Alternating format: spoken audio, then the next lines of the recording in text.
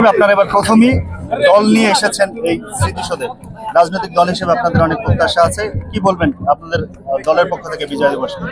আমরা বিজয় উদযাপন করছি 2024-এ আজকে। সেটা হলো আওয়ামী এবং ফেসিবাদ মুক্ত বিজয়, দিল্লির আগ্রাসন মুক্ত বিজয়।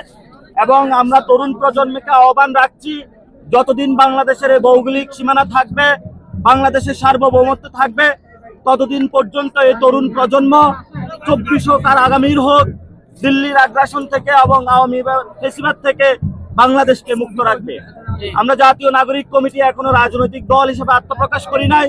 আমরা একটি রাজনৈতিক উদ্যোগ, যে উদ্যোগগুলা 24-এ যে গণ অভ্যুত্থানের মধ্যে অনেকগুলা শক্তি মাঠে এসেছিল, যারা আওয়ামী ফেসিবাদকে পরাজিত করেছিল এবং যারা বাংলাদেশকে নতুন ভাবে সাজাতে চায়, চাঁদাবাজি টেন্ডারবাজি থেকে মুক্ত করে বাংলাদেশকে একটি সুন্দর জায়গায় নিয়ে যেতে চায়, তারা আগামীর বাংলাদেশকে যে সুন্দরভাবে স্বপ্নভূমি দক্ষিণ এশিয়া এবং বিশ্বমঞ্চে উপস্থাপিত করতে চায়, সেই জায়গা থেকে জাতীয় নাগরিক কমিটি এবং বৈষম্য বিরোধী ছাত্র আন্দোলন আগামী তো 1-2 মাসের মধ্যে বাংলাদেশে একটি সুন্দর দল উপহার দিবে, যে দলের মধ্য দিয়ে বাংলাদেশের সেই 71-এর পরে 72-কে বাংলাদেশকে যেভাবে অন্য খাতে প্রভাবিত করা হয়েছিল, 90-এর গণ অভ্যুত্থানকে যেভাবে চুরি করা হয়েছিল, 24-এর যে গণ অভ্যুত্থান হয়েছিল, সেই গণ অভ্যুত্থানের স্বপ্নের আকাঙ্ক্ষাকে এই রাজনৈতিক দল বাংলাদেশকে ওই স্বপ্নভূমিতে নিয়ে যাবে এবং সাউথ এশিয়াতে বাংলাদেশকে একটি ঢাকাকে অনন্য মর্যাদাকর জায়গায় উপস্থিত করে বিশ্ব মঞ্চে জায়গা করে নিয়ে বাঙালির ইতিহাস গৌরব মাখা যে বিজয় 71-এ সূচিত হয়েছিল,